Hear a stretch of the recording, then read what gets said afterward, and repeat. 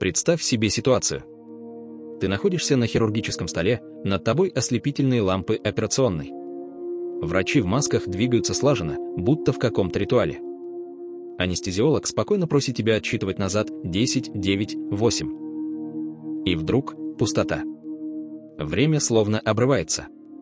Но когда ты открываешь глаза, слышишь радостный голос медиков, операция завершена успешно. И все же внутри остается ужасающее ощущение. Ты все это время был в сознании. Ты слышал разговоры, звук металлических инструментов, чувствовал прикосновение, но был полностью парализован. Не мог закричать, не мог пошевелиться.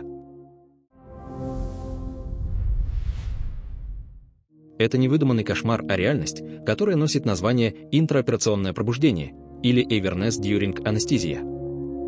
Медицинская статистика по этому феномену до сих пор туманна. Анестезиологи утверждают, что подобное случается примерно у одного пациента из 1000, однако в исследованиях и воспоминаниях очевидцев таких случаев фиксируется куда больше. Одна из самых известных историй – случай канадки Донны Пеннер. Во время плановой операции женщина оставалась в сознании почти 2 часа. Она слышала, как врачи обсуждают детали процедуры и даже шутили между собой, ощущала каждый разрез скальпеля, но ее тело оставалось неподвижным, словно запертым в собственном панцире. После операции ей долго внушали, что все это плод воображения, пока она не узнала о тысячах людей по всему миру с аналогичным опытом. Чтобы понять, почему подобное вообще возможно, врачи пытаются разобраться в природе самого сознания. Но здесь и наука сталкивается с загадкой. Ни один нейробиолог до сих пор не может ответить, где именно в мозге рождается ощущение «я». И пока однозначного ответа нет, риск повторения таких случаев остается. А теперь давай перенесемся в прошлое, в 19 век, когда слова «безболезненная операция» звучали как насмешка. Хирургия того времени больше напоминала пытку, чем медицину. Операционные представляли собой простые помещения, деревянные столы, опилки на полу для впитывания крови и постоянные крики пациентов. Человека привязывали кожаными ремнями, в рот зажимали кусок дерева, а санитаров требовалось несколько, чтобы удерживать больного. Хирурги работали молниеносно, опытный врач мог ампутировать конечность за 2-3 минуты, удалить камень из мочевого пузыря всего за минуту. Но скорость не всегда спасала. Более половины пациентов умирали либо сразу на столе от болевого шока, либо позже от заражений и осложнений. Попытки облегчить страдания были отчаянными. Пациентов поили алкоголем до бессознательного состояния, но спирт скорее мешал, чем помогал. Иногда врачи пережимали сонные артерии, надеясь вызвать обморок, чаще это заканчивалось смертью. Использовали лед, чтобы заморозить конечности перед операцией, но эффект был слабым.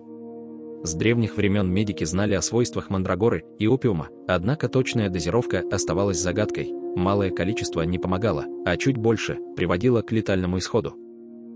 Врачи XIX века относились к боли совсем иначе, чем мы сегодня. Многие искренне считали ее естественной частью лечения. Казалось, что страдание укрепляет организм, а громкие крики пациента – это свидетельство того, что он все еще жив. Некоторые хирурги сознательно тренировали себя не реагировать на мольбы о помощи, ведь для них это было обыденностью. Одним из самых известных хирургов своего времени был Роберт Листон, легенда британской медицины. Его называли самым быстрым ножом Лондона.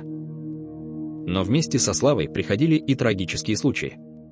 В историю вошла операция, во время которой Листон, спеша ампутировать конечность, случайно рассек пальцы своему ассистенту. Результат оказался ужасающим, и пациент, и помощник скончались от заражения крови, а один из студентов-наблюдателей умер от шока прямо во время процедуры. Эта операция вошла в учебники как единственная в истории с 100% смертностью. И все же больные соглашались на рискованные операции. Почему? Потому что альтернатива выглядела еще страшнее – гангрена, гнойные воспаления, раковые опухоли. Умереть быстро под ножом хирурга казалось более человечным исходом, чем медленно разлагаться заживо. Но и сами врачи страдали не меньше. Ежедневно наблюдая мучения, они либо спивались, либо теряли рассудок. Недаром тогда профессия хирурга считалась проклятой, их боялись почти так же, как палачей. И вот на этом фоне появился человек, который изменил все. Он не был ни великим ученым, ни признанным врачом. Это был обычный зубной врач-авантюрист Уильям Томас Грин Мортон. Молодой человек в возрасте 27 лет, с долгами по всему Бостону и провалившимися делами по изготовлению зубных протезов. Его можно было бы назвать первым стартапером медицины, постоянно что-то изобретал, пробовал новые идеи, пытался привлечь сторонние деньги, но чаще терпел крах. Его стоматологическая практика тоже шла плохо. Репутация у Мортона была сомнительной, а процедуры удаления зубов казались пациентам невыносимо болезненными, поскольку он не обладал той скоростью, которой гордились хирурги. Но Мортон был наблюдателен. Он замечал, что некоторые врачи использовали разные приемы, чтобы снизить боль, давали вдыхать нашатырь или ароматические масла. Однажды он оказался на лекции известного американского химика Чарльза Томаса Джексона, где речь шла о серном эфире, прозрачной жидкости с характерным сладковатым запахом, которую обычно применяли как растворитель. Лектор заметил, что пары эфира вызывают эйфорию, головокружение и даже потерю сознания, а студенты нередко вдыхали его ради развлечения. В XIX веке это было чем-то вроде вечеринок с веселящим газом. Эта деталь зацепила Мортона. Он подумал, а что если этот эффект можно использовать для обезболивания?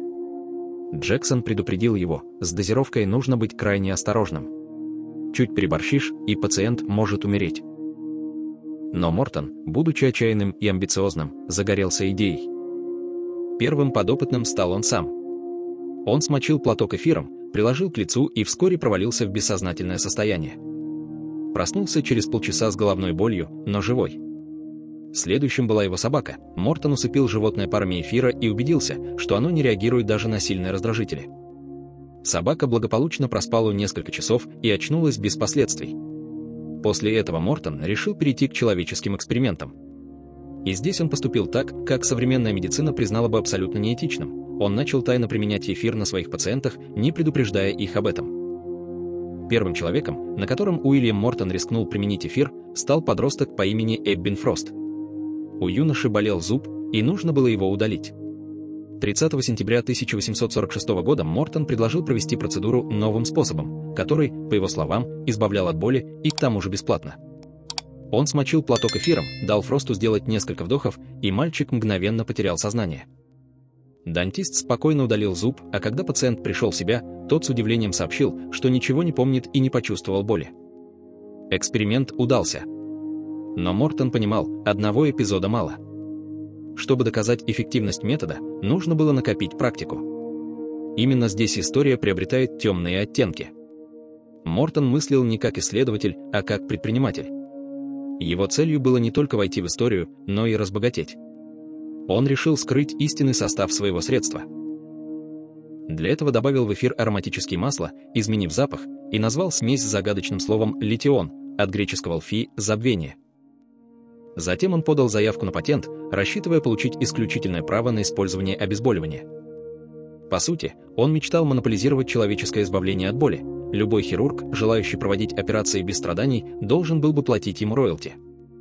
Но для регистрации патента требовались серьезные доказательства. Одних стоматологических процедур было недостаточно, нужна была громкая демонстрация.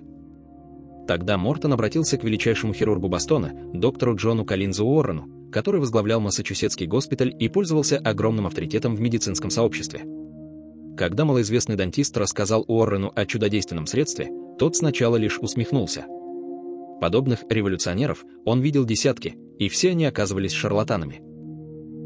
Но настойчивость Мортона и показания нескольких пациентов все же пробудили интерес. Уоррен согласился, но выдвинул жесткое условие, и если Мортон уверен в своем литионе, пусть проведет демонстрацию не в тихом кабинете, а в операционном амфитеатре Массачусетской больницы перед студентами Гарвардской медицинской школы и коллегами-врачами. Это было испытание, либо триумф, либо позор на всю страну. Мортон принял вызов. Дату назначили на 16 октября 1846 года, день, который позже назовут «эфирной революцией». До этого события Мортон продолжал эксперименты в тайне от медицинского сообщества. Он использовал литион в своей ежедневной практике, не объясняя пациентам, что именно делает. Люди думали, что им предлагают усовершенствованное средство на основе спирта или опиума. Современные врачи ужаснулись бы такому поведению. Ведь в 21 веке обязательным является информированное согласие, пациент должен знать все риски и альтернативы. Но в середине XIX века все было иначе, слово врача не подлежало сомнению, а больные полностью доверялись его решениям. Даже тогда методы Мортона выглядели сомнительно, ведь он скрывал состав вещества даже от коллег. Самое ироничное в этой истории то, что эфир вовсе не был секретом. Его свойства были известны химикам еще с XVIII века. Более того, Мортон вовсе не был первым, кто использовал его в медицине.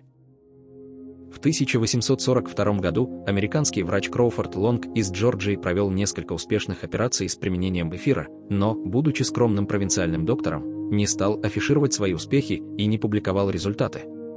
Наставник Мортона, стоматолог Хорас Уэллс, экспериментировал с закисью азота, известной как веселящий газ.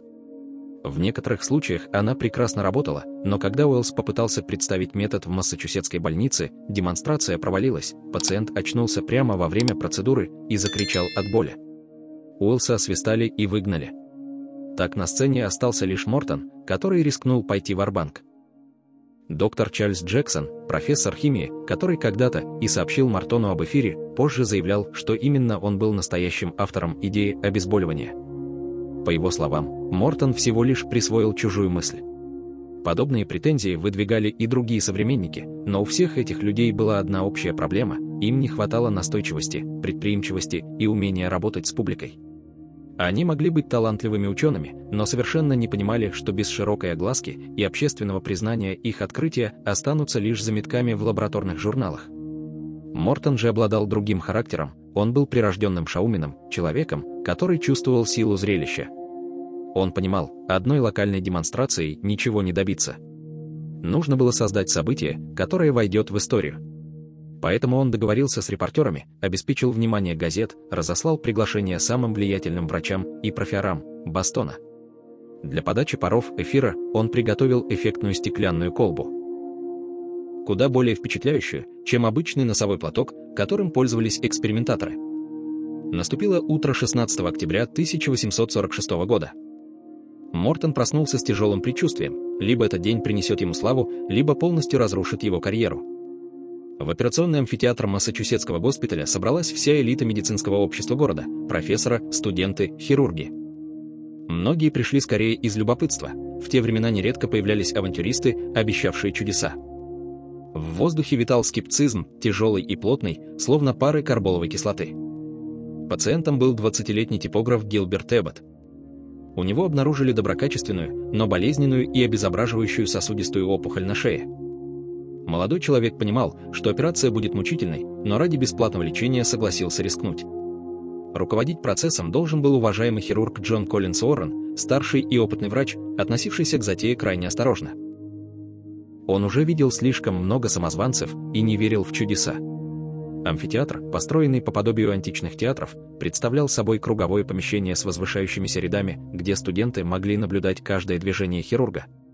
Никакой стерильности, врачи работали в обычной одежде, иногда поверх надевали фартуки, которые стирали от случая к случаю. Когда Эббота уложили на стол, он был бледен и явно напуган. А Мортон опоздал. Ирония судьбы, в самый решающий момент его жизнь словно решила проверить на прочность. Что произошло на самом деле, неизвестно, сломалась ли повозка, запутался ли он в утреннем тумане или просто замешкался. История сохранила лишь факт: Уоррен, дождавшись несколько минут, пожал плечами и уже готов был приступить к операции привычным способом. «Господа, раз наш изобретатель не считает нужным явиться, начнем в обычном порядке», — сказал хирург, и студенты приготовились наблюдать за очередным мучительным вмешательством. Эббот услышал эти слова и в отчаянии попытался подняться с операционного стола. Он понимал, что его ждет. Но в этот момент в зал буквально ворвался запыхавшийся Мортон с блестящей стеклянной колбой в руках. «Простите за опоздание, доктор Уоррен. Я готов начать демонстрацию», — крикнул он. Часть присутствующих врачей уже собиралась уходить, решив, что представление не состоится. Уоррен колебался. С одной стороны, Мортон выглядел несерьезно, с другой, в нем взыграло любопытство. «Хорошо», — произнес хирург наконец. «Но у вас есть только одна попытка. Если ваш метод не сработает, мы продолжим обычным образом». Мортон кивнул и подошел к Эбботу. Тот смотрел на него с ужасом и надеждой одновременно. В этот момент вся медицинская история затаила дыхание. В середине XIX века представления людей о механизмах действия анестезии были крайне смутными. Для многих наблюдателей это выглядело чем-то сродни магии или даже колдовству. «Дышите глубже и спокойно», — тихо произнес Мортон, поднеся к лицу пациента стеклянную колбу с трубкой. В легкие Бота начали поступать пары эфира, и вскоре его глаза закрылись, дыхание стало ровным, тело расслабилось. Наступил искусственный сон. Мортон сделал знак доктору Уоррену. В операционной повисла абсолютная тишина. Более сотни человек затаили дыхание, они хотели понять, стоит ли перед ними новатор или очередной шарлатан. Хирург взял скальпель и сделал первый надрез. Обычно в этот момент больные кричали и бились в конвульсиях, но Эббот оставался неподвижным. Когда разрез углубился, а опухоль начали отделять от здоровых тканей, пациент все так же не подавал признаков боли. Операция продолжалась около 25 минут. Для того времени это казалось почти вечностью, ведь хирурги обычно работали максимально быстро, чтобы сократить мучения пациента. Но теперь можно было действовать медленно, методично и аккуратно. Завершив работу, доктор Уоррен наложил швы и отложил инструменты. Мортон убрал колбу. Через несколько минут Гилберт Эббот очнулся, потрогал повязку и удивленно спросил: «А вы уже начали?» Амфитеатр взорвался аплодисментами. Студенты кричали «Браво!», врачи возбужденно обсуждали увиденное. Уоррен, до этого настроенный скептически, произнес фразу, которая вошла в историю: «Господа, это не обман». Присутствующие понимали, что стали свидетелями рождения новой эры хирургии. Однако даже в момент триумфа Мортон не раскрыл истинный состав своего литиона. Он утверждал, что это особая смесь компонентов, формула которой является коммерческой тайной. Такой ответ раздражал коллег. С одной стороны, они видели, что средство работает, с другой. Ни один уважающий себя врач не хотел использовать препарат с неизвестным составом. После этого успеха Мортон стал известен по всей Америке. Его имя печатали газеты, его приглашали на медицинские конференции. Врачи со всех концов страны просили поделиться рецептом нового обезболивающего. Но Мортон предпочел действовать иначе. Он подал заявку на патент и заявил, что каждый хирург, желающий оперировать без боли, обязан будет покупать у него лицензию. Такой шаг вызвал бурю возмущения. Медицинское сообщество считало, что облегчение человеческих страданий не может быть предметом монополии. Доктор Уоррен чувствовал себя обманутым, его репутация помогла Мортону прославиться, а теперь тот хотел наживаться на открытии. Расследование быстро вскрыло неприятную правду. Литион оказался не загадочной формулой, а самым обычным серным эфиром, известным химикам уже десятилетия. Репутация Мортона пошатнулась, его обвинили в жадности, корысти и даже в мошенничестве. Ситуацию усугубило то, что вскоре объявились другие претенденты на звание «отца анестезии». Первым выступил доктор Чарльз Джексон, тот самый преподаватель химии, который когда-то рассказал Мортону об эфире. Он утверждал, что именно он был настоящим автором идеи, а Мортон лишь украл ее. Джексон пользовался уважением в научном сообществе и был членом Американской академии искусств и наук. У него действительно имелись доказательства того, что он знал об обезболивающих свойствах эфира задолго до демонстрации Мортона. Вторым претендентом оказался Хорас Уэллс, бывший наставник Мортона. Он заявил, что первым применял закись азота для обезболивания, а его ученик просто заменил ее на эфир. Несчастный Уэллс когда-то провалил публичную демонстрацию и был сломлен этим провалом. Он потерял практику, впал в депрессию и вскоре стал жертвой алкоголя. Так начало новой эры медицины быстро превратилось в череду громких скандалов, соперничества и взаимных обвинений. Когда разгорелся скандал вокруг приоритета открытия, в борьбу включился еще один претендент.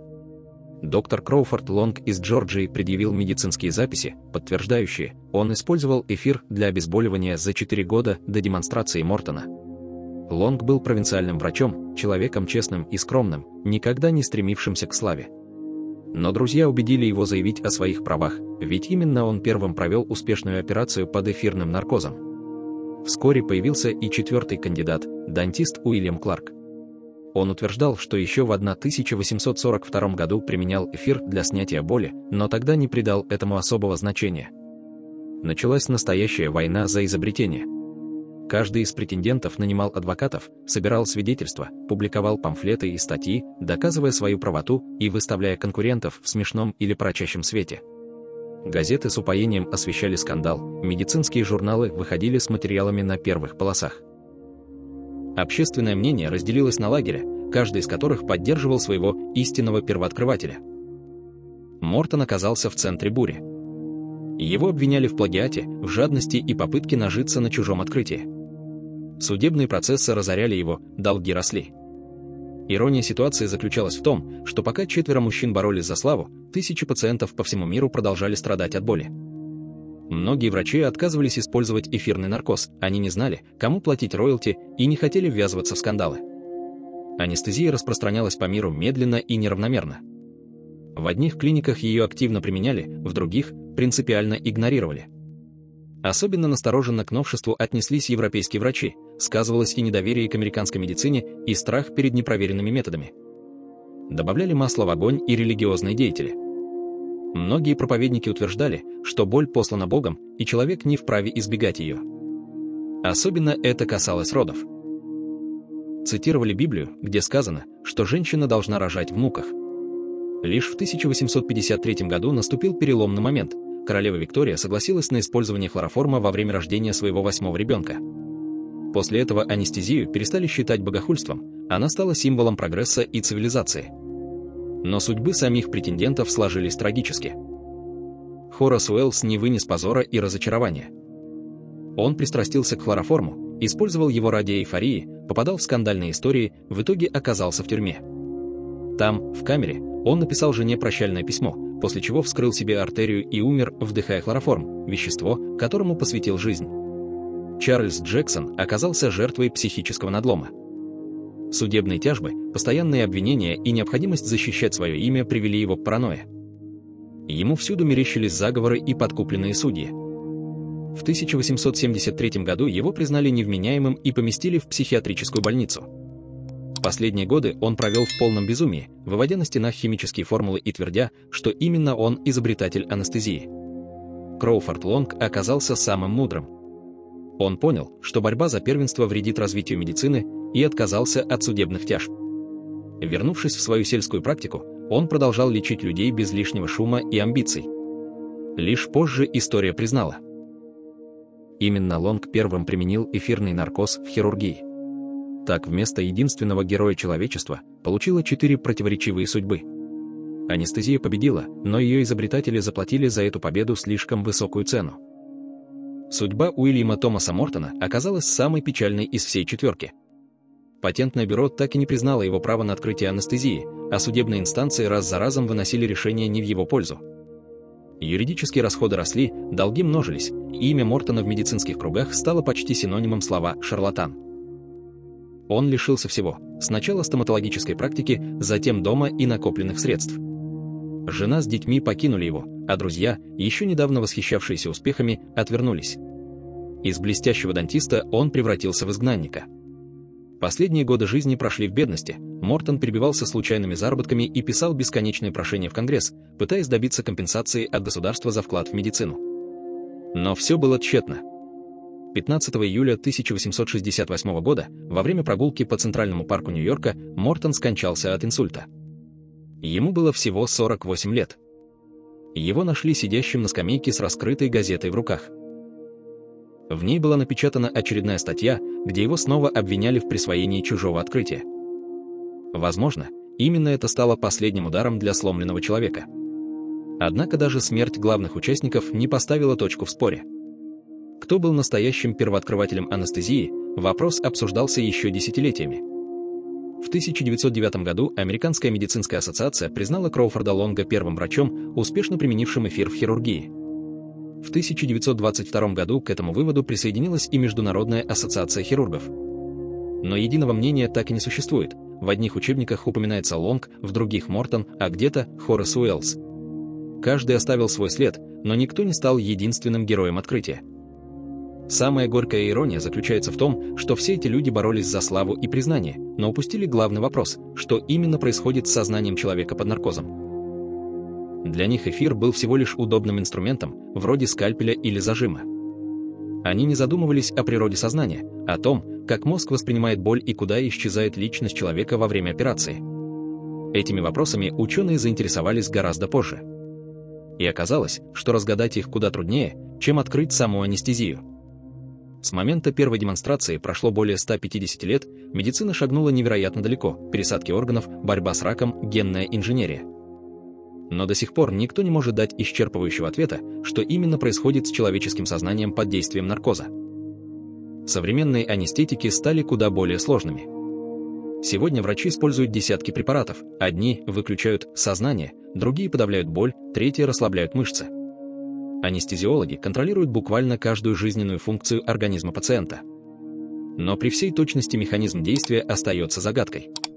Известно лишь, что препараты воздействуют на нейроны, нарушают передачу импульсов, блокируют определенные каналы или изменяют работу рецепторов. Однако каким образом эти процессы приводят к потере сознания, ученые до конца не понимают. Более того, разные вещества достигают одного и того же эффекта совершенно разными путями. Это напоминает ситуацию с лампочкой. Ее можно выключить, выдернув вилку, отключив электричество или просто перегоревшей спиралью. Результат один – темнота, но механизм разный. Отсюда возникает мысль: сознание – это не отдельная функция мозга, а результат сложной взаимосвязи множества систем. Стоит отключить любую из критически важных, и все рушится. Но здесь встает еще более захватывающий вопрос: где именно обитает сознание? Можно ли указать пальцем на конкретный участок мозга и сказать: вот здесь находится я? Долгое время ученые надеялись найти такой центр, особую зону, отвечающую за самосознание. Однако современная нейробиология показала, никакого единственного центра не существует. Сознание скорее похоже на симфонический оркестр, где десятки различных областей мозга работают в унисон, создавая целостную мелодию восприятия. Стоит выключить одну группу инструментов, и гармония нарушается. А если дирижер теряет контроль, наступает хаос. Именно так действуют анестетики, они разрывают связи между областями мозга. Отдельные зоны могут продолжать функционировать, но общей картины больше нет. По этой причине во время операций иногда случаются случаи частичного пробуждения. Пациент может слышать голоса врачей, ощущать боль, но не способен пошевелиться. Сознание словно мерцает, как неисправная лампочка. То включается, то снова исчезает.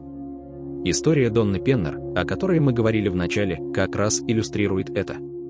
Ее слух и болевые рецепторы работали нормально, но двигательные функции были заблокированы. Получается, что под наркозом человек не исчезает полностью, его сознание фрагментируется, отдельные комнаты продолжают работать, но связь между ними теряется. Есть и более загадочные случаи. Некоторые пациенты после пробуждения утверждают, что видели яркие сны или даже переживали выход из тела. Они описывали, как парили над операционным столом, встречали умерших родственников или попадали в иные миры. Скептики объясняют это действием анестетиков на височные доли, где формируются воспоминания и фантазии. Однако есть свидетельства, которые ставят науку в тупик. Пациенты точно пересказывали диалоги хирургов, описывали инструменты и детали операции, которых не могли знать. Неужели сознание способно существовать независимо от тела? Этот вопрос до сих пор остается открытым. И здесь мы подходим к самой известной истории, случаю Пэм Рейнольдс. В 1991 году у нее обнаружили аневризму головного мозга, крошечное выпячивание стенки артерии размером всего с горошину. Но именно эта бомба замедленного действия могла в любой момент привести к мгновенной смерти. Традиционная хирургия была невозможна, расположение аневризмы делало доступ крайне рискованным. Тогда врачи предложили отчаянный метод – гипотермическую остановку кровообращения. Суть заключалась в том, что пациентку нужно было фактически ввести в состояние клинической смерти. Тело охлаждали до 15 градусов по Цельсию, сердце останавливали, а кровь полностью выводили из мозга. Только так хирурги получали короткое окно, около получаса, чтобы удалить аневризму и попытаться вернуть пациентку к жизни. Чтобы контролировать глубину наркоза, Пэм подключили к множеству датчиков. В глаза ей вставили специальные линзы, издававшие щелчки и проверявшие реакцию ствола мозга. В уши вставили наушники с громкими звуковыми сигналами, фиксирующими слуховые рефлексы. Когда аппаратура показала полное отсутствие реакций, хирурги начали операцию. И именно в этот момент произошло нечто невероятное. Пэм проснулась. Физически тело Пэма оставалось неподвижным, мышцы расслаблены, рефлексы полностью отключены. Но самое удивительное – сознание вернулось. Причем оно вернулось в непривычной форме. Казалось, что оно поднялось над операционным столом. Она наблюдала себя со стороны, видела врачей, склонившихся над ее вскрытым черепом, слышала, как хирург раздраженно заметил, что артерии оказались уже, чем показывали снимки. Она запомнила массу деталей, которые никак не могла знать обычным путем. Например, форму костной пилы, устройство напоминало электрическую зубную щетку. Она слышала песню «Отель Кэлифорния» группы Eagles, которая играла в операционной, и даже разговор хирурга с медсестрой о проблемах с катетерами. Все это было зафиксировано в ее памяти, хотя глаза были заклеены, а мозг по приборам находился в состоянии полной остановки. Затем настал самый опасный момент операции. Сердце остановили, кровь вывели из сосудов, мозг лишился кислорода и электрической активности. По всем медицинским показателям Пэм считалась мертвой. И именно тогда ее сознание переместилось в иной опыт. Она видела тоннель, наполненный светом, встречала умерших родственников, бабушку и дядю, которые сказали ей, что пришло время возвращаться. Через 32 минуты хирурги завершили манипуляции, запустили сердце, восстановили кровоток. Пэм очнулась. Когда она рассказала врачам о своих переживаниях, те были потрясены. Каждая деталь, которую она упомянула, совпадала с реальностью, от музыки в операционной до реплик врачей. Но как это возможно? Ведь мозг был полностью отключен. На энцефалограмме прямая линия, никаких нейронных импульсов. Скептики пытались объяснить все галлюцинациями или работой памяти, но оставались нестыковки. Например, форму пилы Пэм не могла видеть до анестезии, глаза ее были закрыты все время операции. И это не единичный случай. Сотни людей по всему миру сообщают о похожих переживаниях во время клинической смерти. В медицине это называют околосмертным опытом NDE. Чаще всего его объясняют активностью умирающего мозга. Но есть случаи, которые ломают привычную картину. Так, в Сиэтле пациентка по имени Мария после остановки сердца рассказывала, что во время реанимации увидела теннисную туфлю на подоконнике 3-го этажа. Медсестра потом действительно нашла обувь именно там, в месте, откуда увидеть ее было невозможно. Другой случай – мужчина по фамилии Салливан, перенесший операцию на сердце. Он описал, как хирург во время процедуры размахивал руками, словно дирижер. Позже медсестры подтвердили, этот врач действительно имел такую привычку при даче указаний. Эти истории поднимают главный вопрос – что такое сознание? Традиционная наука считает его продуктом работы мозга, результатом взаимодействия миллиардов нейронов. Доказательств у этой версии предостаточно. Травмы головы меняют личность, болезнь Альцгеймера разрушает память, анестезия отключает сознание, влияя на нейроны. Но остаются аномальные случаи. Невролог Джон Лорбер из Шеффилдского университета исследовал пациентов с гидроцефалией. У некоторых из них череп был заполнен жидкостью почти полностью, мозг сжат до нескольких миллиметров. По логике, такие люди должны быть неспособны к нормальной жизни. Но вопреки ожиданиям многие учились, работали, заводили семьи.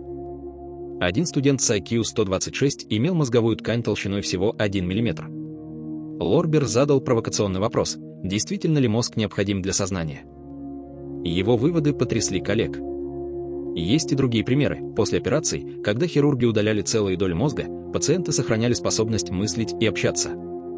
Более того, мозг обладает невероятной пластичностью. Если одна зона повреждается, ее функции может взять на себя другая. Так, у слепых зрительная кора перепрофилируется на обработку звука, а у глухих становится активнее при зрительном восприятии. Но тогда возникает загадка, где именно хранится личность, где находится память, воображение, творческие способности. Современные исследователи ищут нейронные корреляты сознания, паттерны активности, соответствующие различным состояниям. Известно, что при анестезии резко снижается связность между зонами мозга и восприятие рассыпается. Но даже это не объясняет феномен ясного сознания во время клинической смерти. Некоторые физики пошли дальше, предположив, что сознание может иметь квантовую природу. Роджер Пенроуз и Стюарт Хаммеров выдвинули гипотезу, что мозг функционирует как квантовый биокомпьютер, а нейронные микротрубочки поддерживают квантовые состояния. Если это так, то сознание не ограничивается классическими нейронными процессами и может существовать независимо от них. Критики возражают, мозг слишком теплая и шумная система для квантовой когерентности. Но исследования последних лет показывают, что квантовые эффекты действительно работают в биологических системах, например, при фотосинтезе, навигации птиц и в работе ферментов. Если сознание хотя бы частично квантово, то анестетики не уничтожают его, а лишь разрывают связь с телом. Тогда личность и память могут сохраняться в некоем квантовом поле, пока медицина не научилась это фиксировать. Звучит как научная фантастика, но именно такие гипотезы сегодня обсуждают всерьез.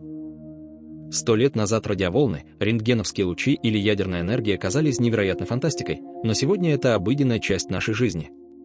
И если допустить, что сознание действительно может существовать независимо от работы мозга, тогда смерть перестает быть концом, она становится переходом. Анестезия в таком случае не просто временное отключение, а своеобразное путешествие в иную реальность. Возможно, пациенты, утверждающие, что парили над операционным столом, не фантазируют, а действительно покидают свое тело. Может быть, встречи с умершими родственниками происходят не в воображении, а в каком-то параллельном измерении.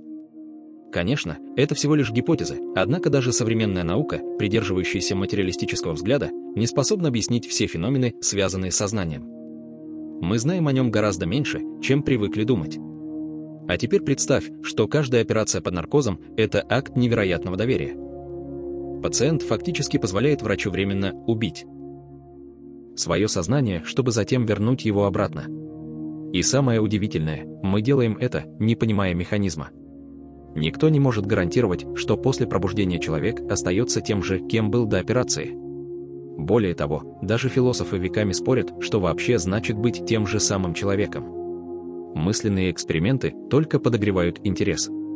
Если полностью скопировать твой мозг и перенести его в клонированное тело, то кто из двух станет настоящим тобой? Может ли каждый из них считать себя подлинным? Что если подобное копирование происходит в миниатюре каждый раз под наркозом? Ты засыпаешь одним человеком, а просыпаешься другим, с воспоминаниями, будто бы это продолжение прежней личности. Проверить непрерывность собственного «я» невозможно.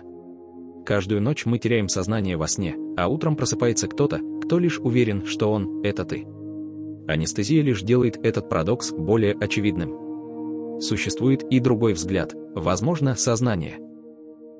Не постоянная сущность, а процесс, динамический поток, который все время меняется, как река, вода в которой никогда не бывает одной и той же.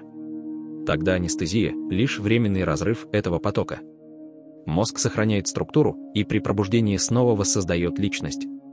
И все же, несмотря на неопределенность, миллионы людей доверяют врачам и без страха ложатся на операционный стол. Статистика говорит в их пользу, современная анестезия невероятно безопасна.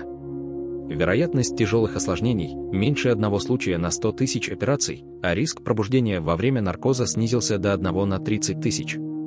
Это огромный прогресс по сравнению с XIX веком, когда пациенты умирали от болевого шока. Но загадка сознания остается. Представь, что анестетики будущего будут не просто отключать боль, а управлять содержанием снов, обучать новым навыкам во время операции или даже хранить резервные копии личности перед рисковой процедурой. Это открывает дорогу к цифровому бессмертию. Уже сейчас искусственный интеллект проявляет зачатки сознания, а лаборатории выращивают мини-мозги из стволовых клеток. Возможно, через десятилетия человечество научится переносить сознание в новые тела или виртуальные миры. И вместе с этим встают серьезные этические вопросы: можно ли уничтожать копии сознания? Будет ли у искусственного интеллекта право на личность? Или, наоборот, окажется, что сознание уникально и не подлежит копированию? Тогда смерть останется концом, а анестезия – временным исчезновением «я». Какая перспектива ближе тебе – цифровое бессмертие или принятие смертности? Технологии развиваются быстрее, чем мы успеваем осознавать, и уже через несколько поколений жизнь изменится до неузнаваемости. Но одно остается неизменным: каждый раз, когда анестезиолог просит тебя считать в обратном порядке, ты совершаешь маленькое путешествие в неизведанное. Это один из древнейших и одновременно современных экспериментов человечества, который продолжается уже более 1,5 веков. И, возможно, именно в этой загадке скрыта особая красота. Если тебе понравилось наше видео, не забудь поставить лайк, подписаться на канал и нажать на колокольчик, чтобы не пропустить выпуск новых видео. Дальше будет много интересного.